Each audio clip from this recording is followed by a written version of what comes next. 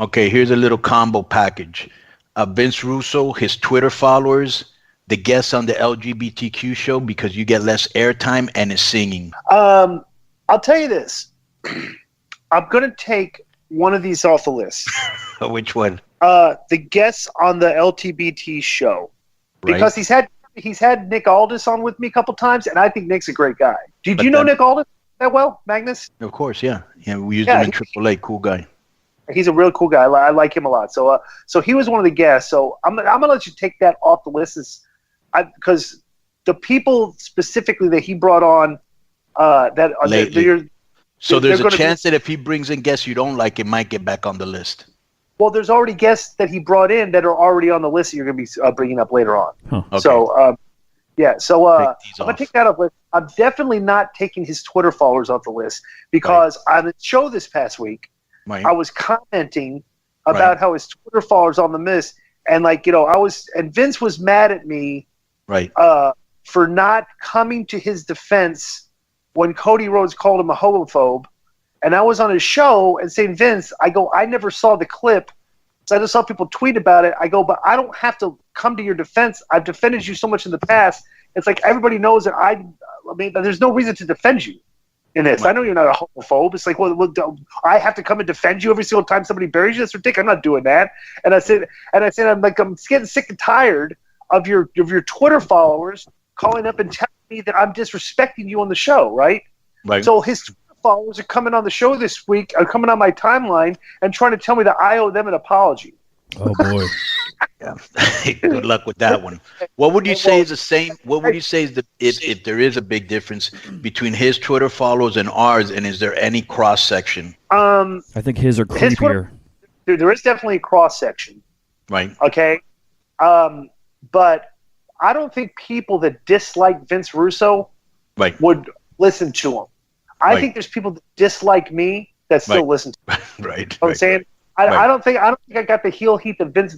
I think Vince kind of has, in this wrestling community, has more go away heat than I do. Yeah, he does, and I found that out when I announced him for Era Lucha.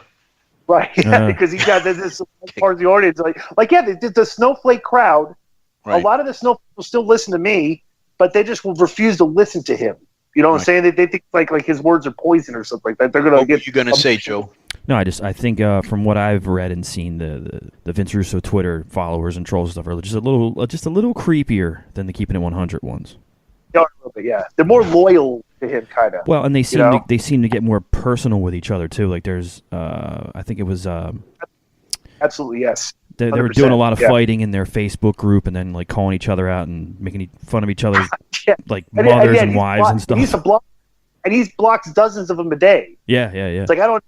Anybody, I can feel even though there's been some drama here, but it was mostly all with Kevin Gill. When I think over there was a little bit of drama for a while between what was the guy that we was from Louisville and he had a son, Kenny Bolin and Vito, right? Mm-hmm. They hated each other. Bolin and Vito hated each other. Yeah, and then for a while there was something between. There's been like 2 or 3. I remember. I guess what was the one last week that some listener from the show wanted to out him and all this big. He showed him, he snuck his way into, and but here's the thing with Vince, and the difference is he's going to have a lot of that because he does 5-6 shows a week. Right. He's got all these shows that he's saying. It's so it's you got to. It's very difficult to That's the one thing about Vince's. I'll say this about his Twitter, his fans, that he's the only one they listen to. Right. Listen to all the shows. You don't have time to listen to anybody else. You know what I'm saying?